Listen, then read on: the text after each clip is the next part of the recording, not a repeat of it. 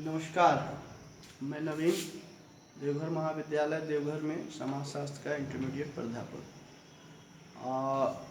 आप लोग को एक सूचना दे दूं सबसे पहले कि 11th का जो आप एग्ज़ाम दिए थे उसका रिजल्ट निकल चुका है। आप ऑनलाइन अपने मोबाइल से या साइबर कैफ़े जाकर या जहां भी एबिलिटी है आप जाकर अपना रिजल्ट देख सकते हैं।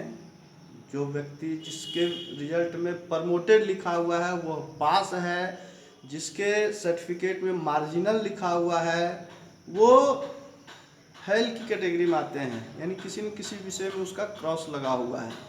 तो चिंता करने की बात नहीं है। आप जो मार्जिनल हुए हैं वह व्यक्ति हो सकता है आप ध्यान देते रहें अखबारों में और ऑनलाइन समाचार में भी ध्यान देते रहें कि कभी न कभी हो सकता है उसका परीक्षा ले ले, और अगर परीक्षा ले लेता है तो आप उस विषय की परीक्षा देकर फिर आप प्रमोटेड हो सकते हैं। लेकिन यह सोचकर कि मैं फेल हो गया हूँ, मार्जिनल है तो घर पर बैठ जाएं, नहीं, आप 12th की तैयारी उसी तन मन धन से करते रहें। वीडियो देखें मेरा, और सर लोग जो भेज रहे हैं PDF वो देखें, लिखें, लेकिन तैयारी आपकी कंटिन्यू होनी चाहिए। मैं कई बार से आपको पढ़ा रहा हूँ यूनिट 2 समाजशास्त्र में यूनिट 2 चैप्टर 1 फैमिली। मेरे पिछले 3-4 वीडियो में आप फैमिली पढ़ रहे होंगे। आज मैं फिर आपको फैमिली के विषय में ही पढ़ाने जा रहा हूँ, और उस फैमिली में आज मैं पढ़ा रहा हूँ, आपको बोर्ड पर देख सकते हैं, संयुक्त परिवार की विशेषताएं, कैरेक्टरिस्टिक्स ऑफ ज्वाइंट फैमिली। कल मैंने आपको ज्वाइंट फैमिली के बारे में बताया था, आज मैं उसकी कैरेक्टरिस्टिक्स के बारे में, विशेषताओं के बारे में आपको बताने जा रहा हूँ। तो कौन कौन सी विशेषताएं होती है संयुक्त परिवार की वो आप देख सकते हैं। इसमें आप देखिए लार्ज साइज, बड़ा आकार जिसको बोलते हैं। दूसरा है ज्वाइंट प्रॉपर्टी, संयुक्त संपत्ति। तीसरा है कॉमन रेसिडेंस यानी कि सामान्य आवास। चौथा है कोऑपरेटिव ऑर्गेनाइजेशन, सहयोगात्मक संस्था। कॉमन रिलीजन, सामान्य धर्म। प्रोडक्टिव यूनिट, उत्पादक इकाई। और जो लास्ट है म्यूचुअल राइट्स एंड ऑब्लिगेशन, सामान्य अधिकार एवं दायित्व। अब मैं एक एक करके आपको इसके विषय में बता रहा हूँ।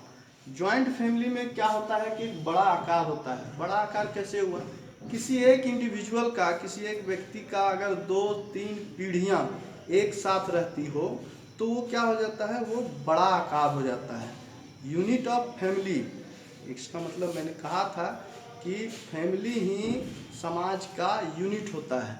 तो उस फैमिली में मान लेते हैं एक एकल फैमिली या न्यूक्लियर फैमिली के विषय में अगर मैंने आपको बताया है, तो न्यूक्लियर फैमिली, कई न्यूक्लियर फैमिली एक साथ रहते हों तो वो ज्वाइंट फैमिली कहलाता है।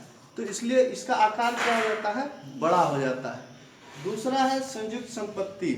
संयुक्त संपत्ति मतलब उस परिवार में, ज्वाइंट फैमिली में, संयुक्त परिवार में आपका जो प्रॉपर्टी होता है वो एक साथ रहता है, वो बंटवारा नहीं होता है।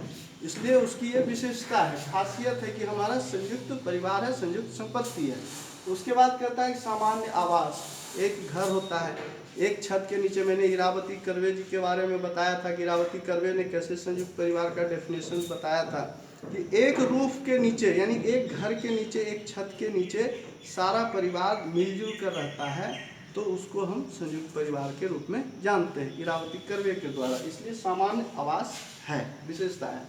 अब ये क्या है, कोऑपरेटिव ऑर्गेनाइजेशन, सहयोगात्मक संस्था। तो संस्था, परिवार भी एक संस्था है, और इसमें कह रहा है कि कोऑपरेटिव ऑर्गेनाइजेशन है, एक दूसरे को सहयोग करता है। संयुक्त परिवार में एक दूसरे को कोऑपरेट करता है ना, सहयोग से चलता है, ये विशेषता है। इसके बाद एक सामान्य धर्म है। सामान्य धर्म क्या है कि भाई जो भी संयुक्त परिवार के लोग हैं सब एक धर्म को मानने वाले, पूजा पाठ की एक जगह होती है, एक जगह पूजा पाठ होता है, सब एक धर्म को मानते हैं, इसलिए एक धर्म को लेकर चलते हैं, ये विशेषताएं हैं। और इसके बाद उत्पादक इकाई। अब मान लेते हैं संयुक्त परिवार है, कोई भी काम छोटा से छोटा हो या बड़ा से बड़ा हो, करने में कहीं कोई दिक्कत नहीं आती है, तुरंत फटाफट सब काम हो जाता है। तो ये सारी विशेषताएं हैं। उसके बाद क्या है, सामान्य अधिकार एवं दायित्व। तो जो संयुक्त परिवार के लोग होते हैं सबको सामान्य अधिकार मिला हुआ रहता है, और समान दायित्व भी होता है। ऐसा नहीं कि ये वहाँ पर क्या होता है कि आप डिवीजन ऑफ लेबर, है ना, डिवीजन ऑफ लेबर की एक जो संकल्पना है ये आगे मैं पढ़ाऊंगा आपको, लेकिन अभी ये समझ लीजिए कि वहाँ पर सभी लोगों को दायित्व और जिम्मेवारियों के साथ रहना पड़ता है। इसलिए इसको आप लिखें, कोशिश करें बढ़िया से समझने का, फिर से आप देख लें और पूरे अच्छे से इसको आप लिखें। मैंने जो बताने का प्रयास किया है उसको समझें, उसको भी लिखें, बार बार वीडियो देखें और हाँ, लाइक ज़रूर करें। ठीक है, अगले वीडियो के लिए मैं फिर आपको मिलूँगा, तब तक के लिए धन्यवाद।